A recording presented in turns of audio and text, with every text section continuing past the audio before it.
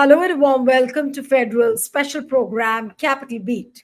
The multi-party delegation going abroad post Operation Sindoor has been a sequence of flip-flops, from the government not consulting the party chiefs to unilaterally taking calls on the list of the members.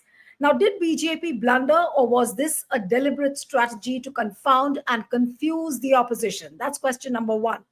Was there a need for the government to resort to this opacity and exclusion?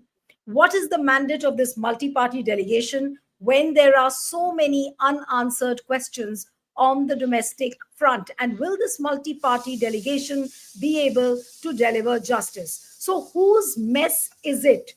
Is it the mess of the opposition, or is it the mess of the BJP? So we'll try and find out answers to this. Joining me now is Anand Sahai, veteran journalist and author and columnist. Thank you so much, sir, for joining.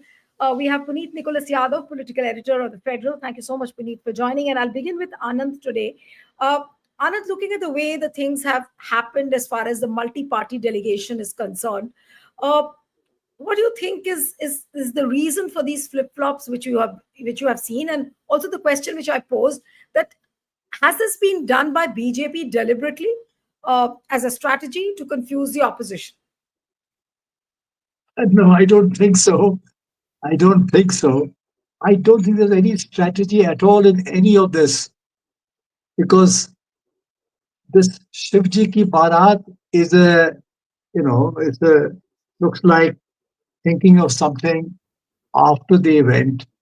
You begin to take a certain type of action once you shut the stable door after the horses have bolted, as they say. Because what is the idea of this big barat of 50 odd people? I think there are, I keep reading different figures, 40 or 50 MPs, and then there are retired people of all description, maybe some serving diplomats as well. So it's a large number. It is an unprecedentedly large number. And to do what? I know they'll have cakes and ale, all that is fine. But what else? They say they'll discuss terrorism.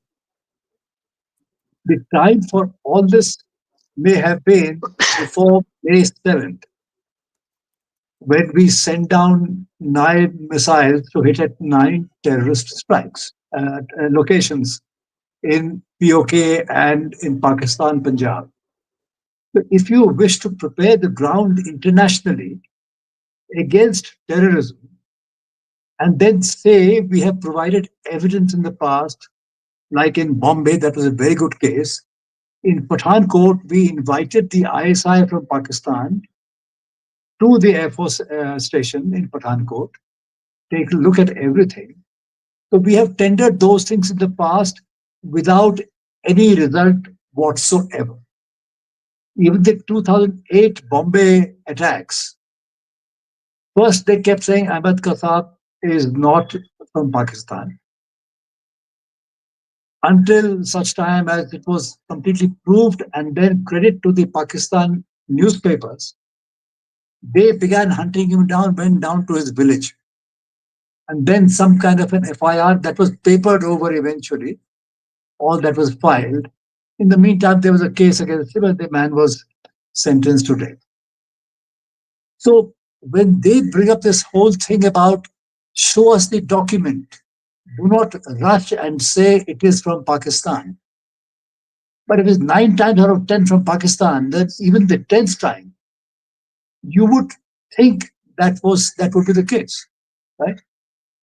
But if you wish to convince public opinion all around the globe before you strike, what is all this about? You have to build public opinion for what? Is it to give you the sanction to send nuclear weapons? Or is it to prepare the ground to have a UN discussion where you say, well, terrorism is an international crime, etc., and therefore this will be the penalty? In India, across different governments, we have tried to do that in the UN system without much result.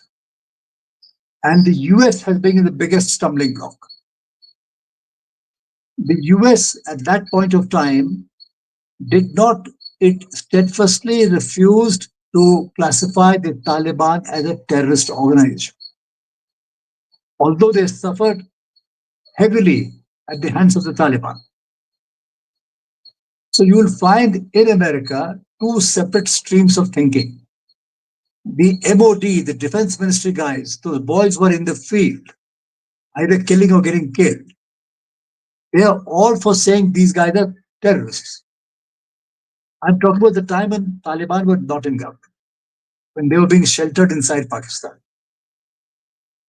But the State Department in the US, they took a totally different political view because they thought that today we are fighting the Taliban, tomorrow we may have to make friends with them and fight a different kind of adversary, diplomatically or militarily, depends on what happens. And therefore, on this terrorism question, we have not been able to secure any kind of unanimity in terms of banning, in terms of firstly appropriately defining and then banning.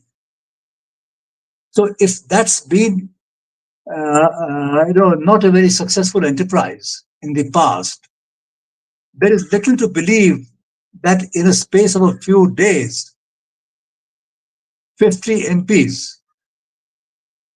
no matter what their own thinking is about it, and no matter how articulate they are, will be able to convince these hardy souls internationally, where they don't look at how passionate your pleading is. They look at their own self-interest, and then they take it from there. So if your purpose is to get some action against terrorism internationally, globally, within the world system, through agreements, through lawmaking, etc., etc. If that's not the case, then what is it? Then is it to perpetuate Operation Sindoor? Because on paper, Operation Sindoor is ongoing. There has been an understanding, to quote the Indian Foreign Office. It's a strange word to use. Is there an understanding? After you said you're holding the Indus Waters Treaty in abeyance, Pakistan announced immediately that this is a declaration of war, right? So when there is a declaration of war, then you need hardly say anything. I mean, then what is this question of understanding? So you've had this understanding for what? What is behind the understanding? Are there any terms to the understanding? 2 days ago, the MOD, our Ministry of Defense, they announced that there was no expiry date on when this will end. First, it was May, a certain date in May 12th or whatever. Then it was the 18th when that day came, and then there was a lot of, uncertainty around that. Then we declared that there is no uncertainty. I mean, there is no expiry date. And then we have JP Singh, who's today our ambassador in Israel. He's a very bright young man. He's a very good officer. He was, holding very, very crucial appointments in Delhi until only a few months ago, including Pakistan and Afghanistan and Iran and all that. So he has announced, he's given an interview there to a local television station where he has reiterated that Operation Sindoor is ongoing. Now, when this military operation is ongoing, then what are you going to tell the world outside? That please, for heaven's sake, please back our military operation because So, we are. no. So, if you're saying that the Operation Sindoor is still on, so is the timing of this multi-party delegation not properly placed? Is Uh, it real? Neelu, what I'm saying is, surely your idea of sending out these delegations overseas is not to secure sanction for your military strikes, like further military strikes, if any, if such a thing is conceivable. You're not going to get sanctioned for that. not secure, world opinion in favor of such a proposition, which would amount to an absurdity. So then why are you going? If you're going, if you wanted to send Indian political people to show national unity on the question of terrorism, which does exist, if you were to show that and take people from all parties overseas to build opinion, then you ought to have done that before you struck on May 7th. But after our Prime Minister left his, cut short his visit to Jeddah and came back, the most dramatic thing he did was he rushed to Bihar where election is due. On his mind was a domestic election. On his mind was not building of international opinion against terrorism. On his mind was a strike against Pakistan. And why? Because the Lashkar-e Noida, these television stations of Noida, Lashkar-e Noida, who feed into social media of a certain kind, and that social media feeds into Lashkar-e Noida, and I'm quite certain, as certain as anyone can be, that they are in turn fueled by thinking from leading political quarters. So they were building up a war hysteria. And while these attacks were going on, they were declaring that Karachi had been destroyed, Islamabad had been taken. I mean, I don't know what. Are they living in cuckoo land? And that is why when our DGMO, upon the completion of the strike against those 9 terror targets, he phoned his counterpart in Pakistan and he said, "This is what we've done. We are non-escalatory.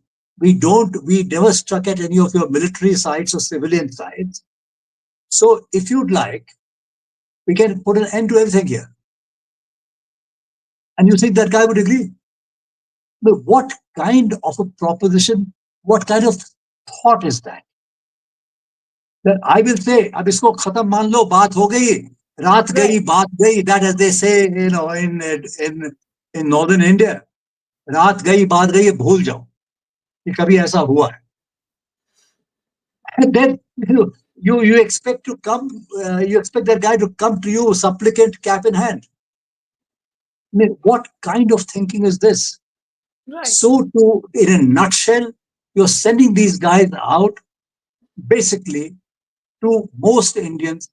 It would seem like they're going to have a jolly good time. Okay. Okay. So it looks It's like a, an it's a, exercise in the, time, sham. they, no, That's the timing is utterly misplaced, okay. and the purposes are ill-defined. Okay, so the purpose is ill defined, the timing is misplaced. Now I'll come to the politics of it to you, Puneet, and I'm sure you would be able to explain. How the things have happened. First, the party chiefs are not contacted by the government. Unilaterally, they take a call. They pick Shashi Tharoor as like as some kind of a surprise element to stun Congress. Then they don't speak to all the parties.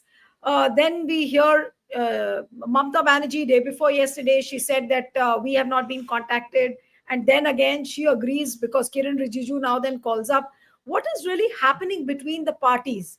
And why is India bloc looking so confused on this? And who do you think is more responsible for the kind of mess? And as what Anand has pointed out, that the timing is misplaced, purposes are ill defined, but the objectives of the political party, it seems that they are also not very clear. Well, yeah, Neelu, to take forward what Mr. Sahai said, you see the entire exercise, the way this has been carried out, is a joke. Uh, and see, this is not the first time that India is sending all party delegations abroad, to talk about terrorism or to, present India's case on issues linked with Kashmir and, India's stand on terrorism. 1994, Narasimha Rao sent, then Prime Minister Narasimha Rao sent a delegation to the UN. It was headed by Mr. Bajpai. Mr. Salman Khurshid, who's going in the current lot of delegations too, was Mr. Bajpai's deputy in that delegation. 2008, the UPA government after 2611, Dr. Manmohan Singh sent delegations, all party delegations, to all continents, across all continents, countries in different continents. Neither of these created the kind of confusion, the kind of harakiri that we're seeing today. And why is that? It's simply because of the way the government has gone about putting all of this together. So, what happens? On last Thursday evening or late evening, suddenly calls start going out to different members of parliament, and mind you, not the party chiefs of different the government and the opposition side parties, but individual MPs start receiving calls from the parliamentary affairs minister and a couple of other people from the government, saying the government plans to take a delegation. Would you like to be part of it? You know, to the best of my knowledge, at least one of those people from the Congress who was contacted uh, did tell Mr. Kiran Rijiju that this is not the way you invite people for all party delegations. You have to go through the party president. Please contact him. If the party president says that I am allowed to go, I will go. Because if I have to represent the Congress party on the delegation, that responsibility has to be given to me by my party president. Subsequently, the next morning, not even the same evening, the next morning, calls go to the Congress president and to the leader of opposition in the Lok Sabha, Mr. Mallikarjun Kharge and Mr. Rahul Gandhi, from Kiran Rijiju, not from the Prime Minister or the Prime Minister's office, not from the External Affairs Ministry, not even from the BJP president, but from the Union Parliamentary Affairs Minister. As if this is just some kind of a parliamentary delegation, like you see, these delegations of MPs visiting different parliaments across the globe. It's the Union Parliamentary Affairs Minister who calls up the Congress President and the LOP Lok Sabha and says, oh, well, the government wants to, take all party delegations to, from what I understand, to present India's united face to the world and India's fight against terrorism. And so, can you suggest some names? And the Congress, by that afternoon, the Congress sends 4 names. Subsequently, only one of those 4 names, that of former Minister Mr. Anand Sharma, is accepted. Now, why couldn't the Prime Minister, if at all this was a very serious effort, if there was a lot of thought that had gone into this whole exercise, why couldn't the Prime Minister simply pick up the phone, call up chiefs of different political parties and discuss this with them, say this is what we want to do, this is what we plan to do, as was done in the past by Mr. Narasimha Rao when he was Prime Minister in 94, or even by Dr. Manmohan Singh in 2008. Why couldn't the current Prime Minister do that? Or at least if he thought that this was beneath him, he could have asked the BJP president to do it, he could have asked the Home Minister to do it, reach out to the opposition, take them into confidence, and then ask them that, this, which is the proper channel. Ask those parties that, okay, you nominate people. These are the delegations. These are the objectives that we plan to meet with these delegations. This is the purpose of them. Explain all of that, have a discussion, form the delegation, send them. Whether diplomatically they're good, bad, I don't want to get into it. Politically, that would have been the right thing to do.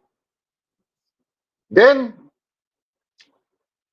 of course, you have the whole different paradigm to it where, okay, you're sending Indian delegations of MPs to talk about India's stance on terrorism, to showcase India's unity and all that. What are your foreign missions in each of these countries doing then? Are you trying to say that they've all been, they're all incompetent ambassadors and envoys and high commissioners sitting in, countries from the United States to Colombia? And none of them have been able to do their job. And so we have to send our MPs to do it. Now, so one, you didn't take the opposition into confidence. Second, you reached out individually to MPs. And these MPs, if you look at, especially from the Congress party, the politics of it is very clear. You reach out to a Shashi Tharoor, who's been hedging his bets for quite some time, and it's publicly known that, he's sort of lost favor with the Congress leadership because of echoing the government's view on multiple issues. You reach out to a Manish Tiwari, whose equations, again, with the Congress High Command are rocky, to say the least. And of course, I would also say that the opposition too messed it up. And I'll come to that later. But the third aspect, the entire media, once Mr. Tharoor's name was out, and he, of course, immediately went to the press and made the announcement, oh, I've been, contacted and I'd be, honored to do this and all of that. The entire media went crazy with how, Mr. Tharoor had been chosen, how the Congress had been left speechless, had been left embarrassed, red-faced, all of that, because of the way the Congress also reacted, which was very petty. But then subsequently, when the list of all these 58, 59, members of the delegations came out, look at the people the BJP has chosen to be part of these delegations. I'm not talking about the members who are going to lead the delegations, but the members of the delegations. You have a Nishikant Dubey, you have a Tejasvi Surya, you have Anurag Thakur, you have MJ Akbar, okay, you've got Brij Lal, you've got V. Muralidharan.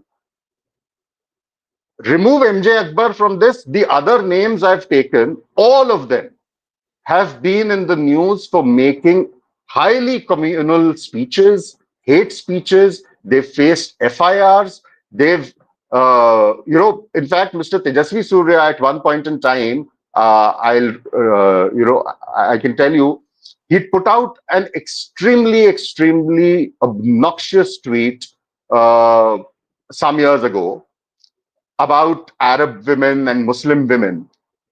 And there were a host of Arab countries, including members of the royal family of Saudi Arabia, who said that, who put out publicly statements saying, you better not come to our country, because of the kind of statement he put out. And then he had to delete that tweet because of the backlash, and then there was a FIR filed against him. You've got Nishikant Dubey, who's been slammed by the Supreme Court recently for his comments against a sitting Chief Justice of India, who put out statements against a former election commissioner, chief election commissioner, calling him a Muslim commissioner. Then you've got Mr. Goli Maro Saloko, Anurag Singh Thakur. These are the people who are going to talk about unity, about bonhomie, about syncretic traditions, and contrast India with Pakistan. Nobody seems to have any problems with that. No one in the media seems to ask these questions. That, okay, fine, whatever you've done with Mr. Tharoor is all right, but look at the people you've nominated. And are these the best ambassadors you could find? You've got 240 MPs in the Lok Sabha, 100 odd MPs in the Rajya Sabha. These were the only ones you could find.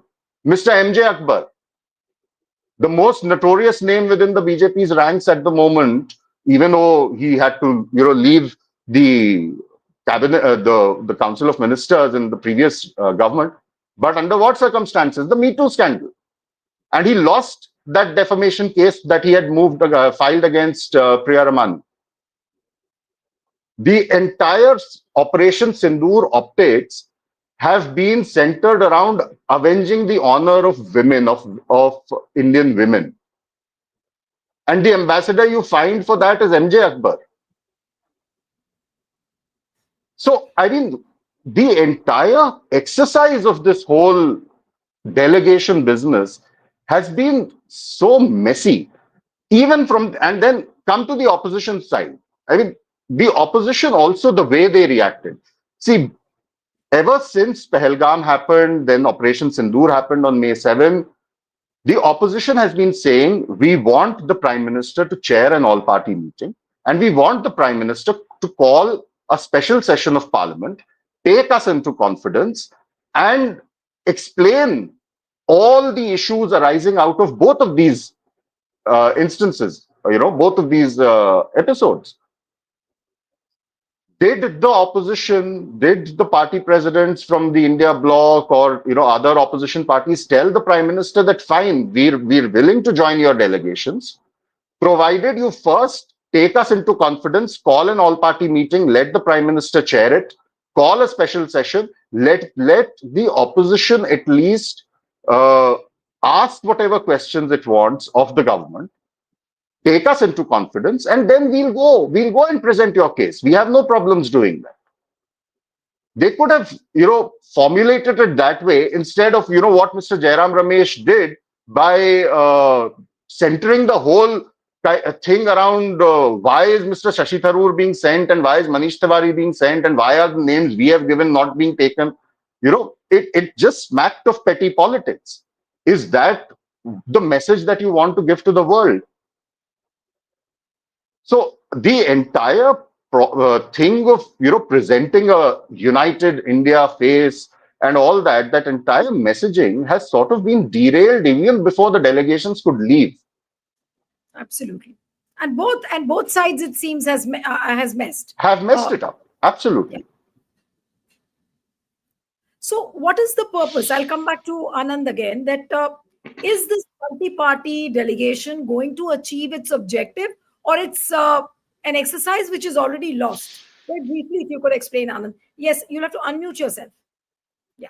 Sorry, Deelu, I'm afraid I cannot agree to this business about this side having missed and that side having missed. I don't subscribe to that thinking. I think I will not do any both sidism.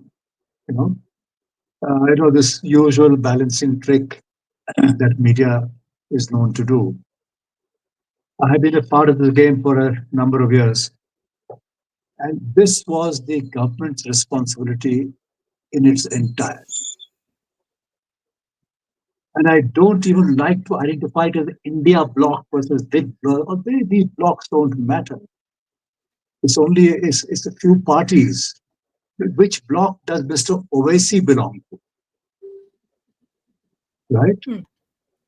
He is a one-man party in parliament. Right? But he's going. I have no observations to make on his qualifications as an MP, as a barrister, as a very active individual in parliament and very articulate. I'm not saying anything about that. Would he be able to present his case? Or maybe the government thought that there could be some people from different communities, different regions of India, all of that. So, I don't like the idea of government versus India bloc. I mean, so that is not my consideration. My consideration is the whole thing has gone half cock, because it was a totally misconceived post facto idea. All this should have happened long, long ago. And as uh, uh, uh, Puneet ji was saying, that and you were saying also that there should have been a proper discussion chaired by the PM himself at an all-party forum, and then in Parliament. Then you build a case for unity where you voice these very sentiments regarding terrorism, regarding in spite of all this very strange activities of various BJP members of parliament and other leaders, etc., and all over the country who go around traducing women who either espouse uh, the our constitutional value of secularism, like the Navy officer Narwal's widow after the attack in Baitharan in Pahalgam.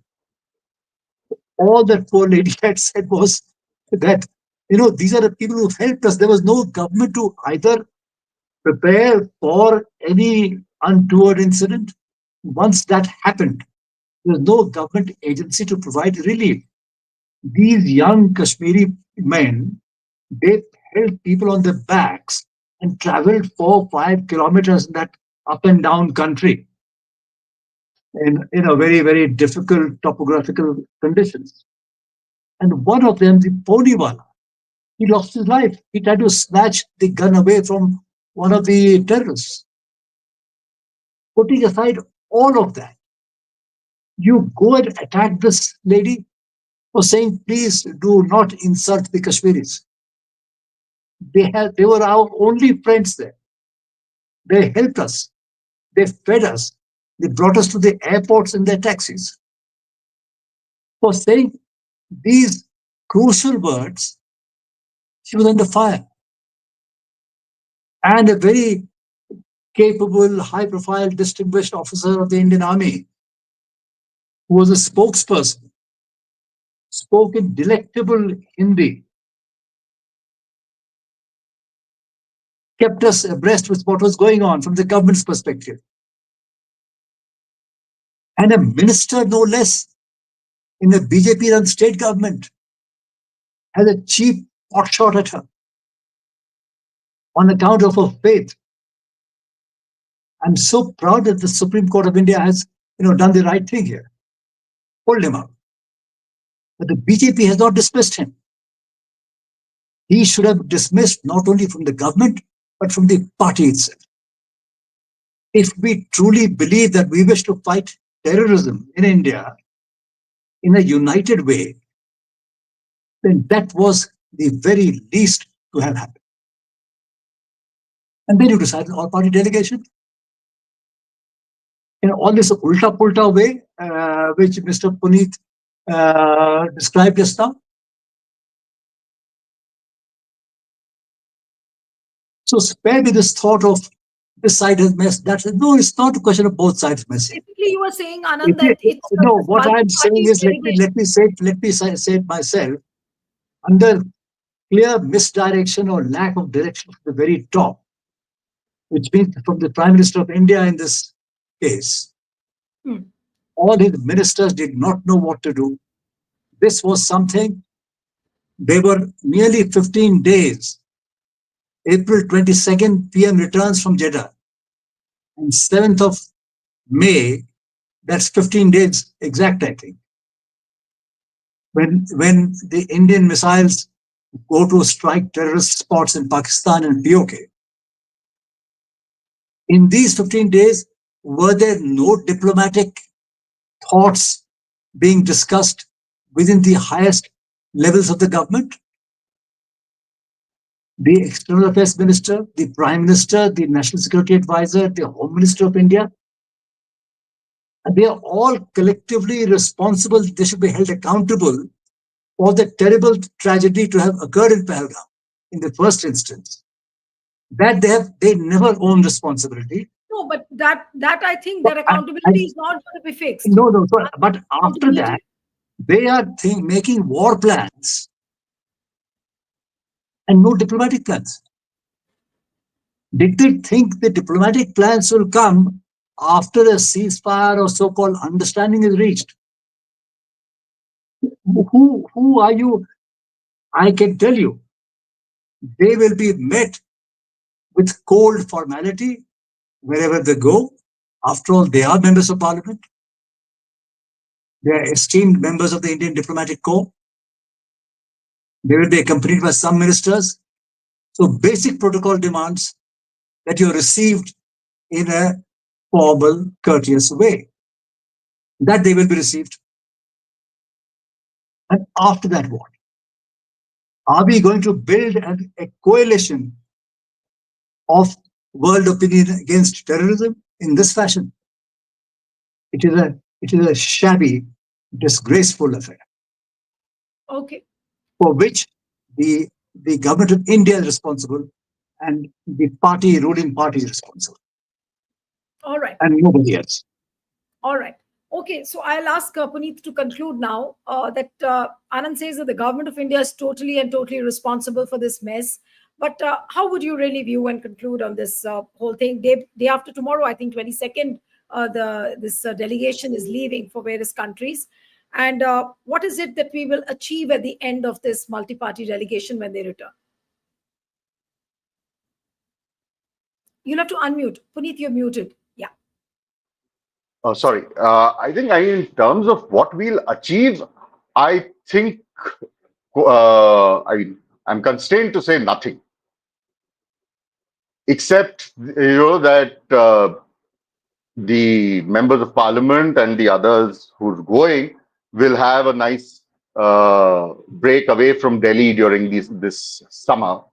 There'll be really nothing in terms, you see, you've this government's pushed India into a sort of isolation globally. We saw that happen when the IMF voted on the economic package for Pakistan. You Out of the 20 2 dozen odd countries that exercise a vote on over there, not one sided with India in terms of abstaining from that vote. Not one of them. Of course, we're making grand things about boycotting Turkey and Azerbaijan. I dare anybody in this government to say that they're going to boycott any of those other 2 dozen countries in the IMF, and say we're not going to include, starting with the United States of America. I mean, if Why not Pakistan China? is yeah, or China. If you're boycotting Turkey because they sold weapons to Pakistan, so does the United States of America, so does China. Boycott these two countries. So I don't think, diplomatically or otherwise, these missions are going to really achieve anything. Politically, when I said that the opposition has also messed up, I meant it in terms of its own politics, in terms of domestically the optics that they, that this whole situation has uh, created. Because I believe that by creating this unnecessary fuss they created on Mr. Tharoor, uh, they do come across as looking rather petty, especially given the kind of people that the Congress had suggested. They may all be great MPs, but do they bring any strength to the table when it comes to any kind of diplomacy is concerned, or presenting India's case abroad on these issues, specific issues are concerned? It's a different matter that the objectives of the delegations themselves are very, very unclear. I haven't been able to get my head around what exactly is it that the Prime Minister wants to achieve with this. But purely from a domestic politics point of view, I do believe that the opposition could have handled this much better than it did, and at least force the government that before the delegations are sent, you take us into confidence, call an all-party meeting, call a special session. That is the condition on which we will join your delegations. But Now, what? nothing. The delegations leave on the 23rd, I believe, or some will leave on the 24th. These are likely to be 10 to 15 day tours that they'll all have. By the time they come back, anyway, it will be time for the monsoon session of Parliament. So your all-party meeting goes up in the air, your special session goes up in the air. None of the answers that should have been immediately been presented to the politicians across party lines and to the country. How, under what circumstances, and under what assurances did you agree to a ceasefire with Pakistan? What was the US's role? Did the President of the United States threaten you with stopping trade as a condition for to force you into accepting the ceasefire? None of that. What were the security lapses that led to Pahalgam, where it all started from? This whole Sindoor business. None of those answers, which should have been given to the country immediately, none of this will happen. You'll have the monsoon session of Parliament. You'll have the usual spectacle of disruptions, the prime minister not attending, instead choosing to travel abroad, and you'll only say, "Oh, we sent foreign missions abroad." That's about it. Nobody in the country is any wiser with any of this that's happening. When Okay, it so comes to Puneet, my whatever's last transpired on the borders. so my last question to you is that, so which means that obviously all the time will be taken up with this multi-party delegation. So which very well means that there is not going to be any special session. There won't be any all-party meeting by the time all these MPs return. It will obviously be time for the monsoon session. So everything now will be pending now for the monsoon session. How the opposition will take up this issue? Yeah, certainly. And by then, I'm sure the government will create another diversion. Yeah. Something else will come up. And I mean, even if it doesn't, we've seen how Parliament has been functioning. Even otherwise, I mean, the opposition will submit 267, Rule 267 notices. The chair in both houses is going to reject them. The I mean, even something like question hour, questions which do not undermine national security in any way. Even answers to those questions, this government does not give, True.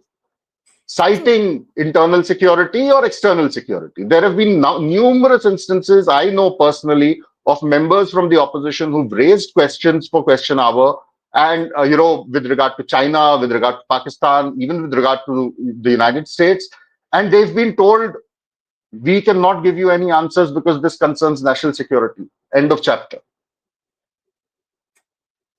So I really don't know why you couldn't have exerted that pressure if you thought that the government was so keen on your cooperation for these delegations. If you thought that they're going to do it anyway, which I believe they would have, that's a different matter altogether. But I think, at least in terms of creating that pressure on the government to give the answers that the country should have been, given, I think there was a missed opportunity there as far as the opposition's Missed handling of it is opportunity on the concerned. part of the Yeah, opposition, and badly missed opportunity, of course, a by the complete government. mess up, not a A missed complete opportunity, mess. but a complete Yes, mess up on part of the yes. government. So I think at the end of this entire discussion, it seems that this multi-party delegation is an exercise in nothingness by the government. Now let's hope all of them return and we find some cogent answers to the questions which everyone is wanting to hear on. That why did the ceasefire happen? Where are those terrorists who killed the 26 people? And what does Jaishankar mean when he says that he sent out a message to Pakistan before the military strike? So all these are questions on which people want to know the answers, but we'll have to wait and watch whether the government is actually ready for those questions. Thank you so much, Anand and Puneet. Thank you so much for joining.